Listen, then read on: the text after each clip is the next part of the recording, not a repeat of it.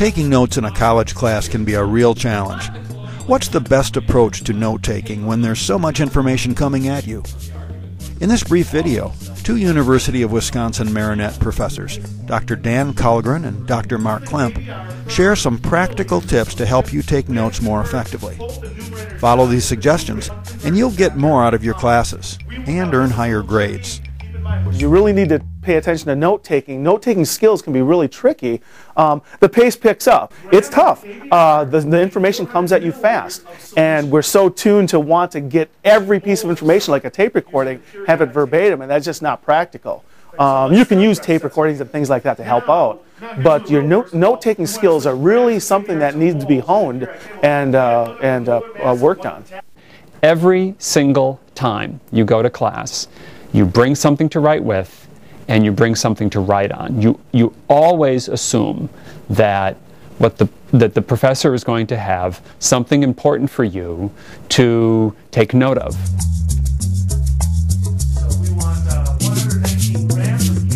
Well, I'll give an example of how I was taking notes in a chemistry class. It doesn't have to be chemistry, of course, but what I typically would do is walk in with a sheet of paper. And so here's the regular, 3-hole punch paper, and you have the little blue line there, but I would divide it into 1/3 and 2/3. So I would draw a line like that, and I would reserve this page for kind of notes to myself, but this is the actual notes I would be taking during class. And if a professor like me that's rambling on, all right, there's 3 parts to an atom, and I'm going to say the proton, neutron, and electron, and I'm going to say this stuff rather quickly. And so I'm feverishly writing, okay, 3 parts to atom, and I'm going to say 1, the proton, 2, the neutron. And I never got to 3 because by the time I'm trying to listen, I didn't really get 3 written down. I knew it was electron, but I forgot. And I maybe put some more information that I said what the mass was. And I put a 1 down for the proton, 1, and that one was 0, but I forgot what it was called, so I know I was missing a name here. And then by this time, I'm on to a new subject, perhaps. All right, what I would do then, the way I would take my notes when I was a student, is I would reserve this section. I would make a note to myself, say, missed this, and put a little arrow there. So it's a note to me that, hey, I have to look this up in the book or talk to the professor. Maybe the professor would say something like, oh, that's an important point. You might see this in the exam, and I might write a little test and put a little asterisk here. Just remember, again, a note to myself saying, hey, pay attention to this particular point. That's an important one.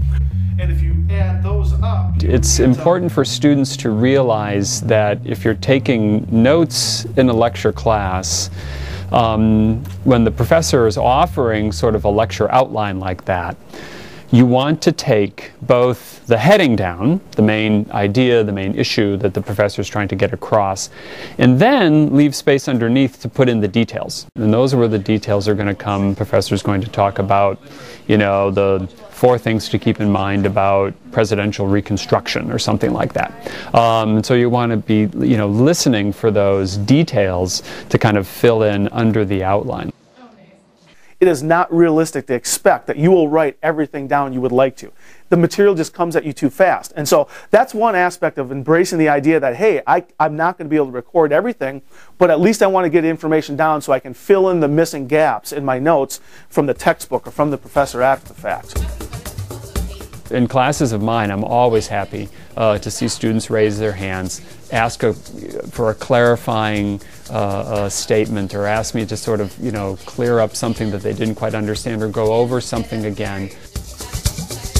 And taking notes is a really great way to keep you involved in what a faculty member is saying. If you don't have anything in front of you, if you don't have anything to write with, you're much more inclined to just kind of zone out and let the faculty member go on.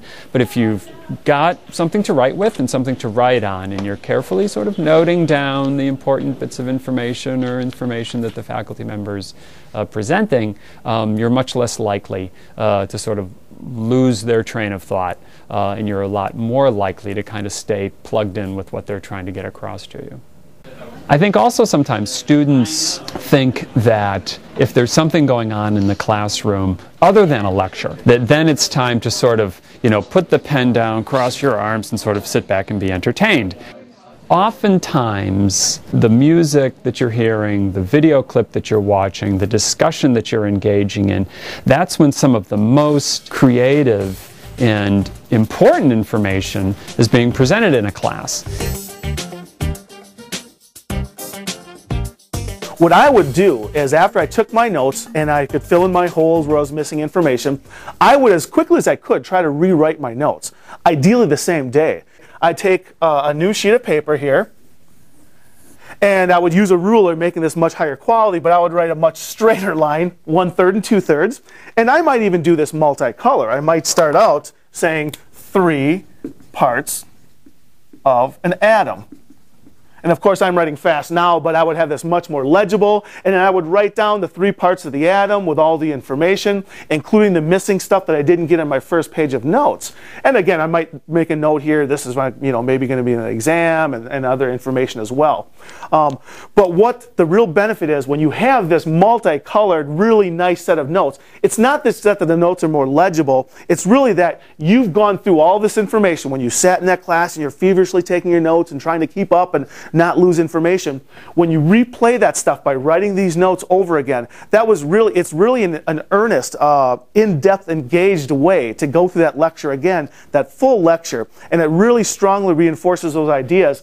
And so by the time I would get down to studying for exam, looking at these pages, I've already done this twice, engaged really in detail in my head. It was really a simple matter of just reminding myself, oh yes, those were the 3 parts, and that was the mass of the atom, and etc.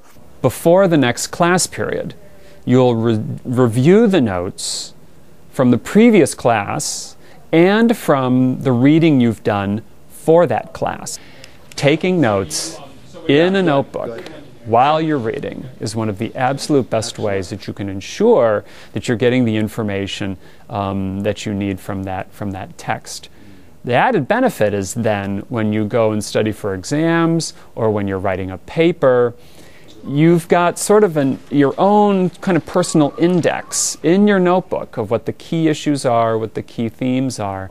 And I often tell my students that if you just go kind of paragraph by paragraph, what's the key issue, what's the key term, the key idea that the author is writing about in that paragraph, put a couple of notes underneath it, and then move on to the next paragraph. If you do that, by the end of the assignment, you'll have a nice kind of paraphrased version in your notes of what you've read, and when it comes time again to study or to write a paper, you'll have a much better chance of incorporating some of that important information in what it is that you're producing for the faculty member.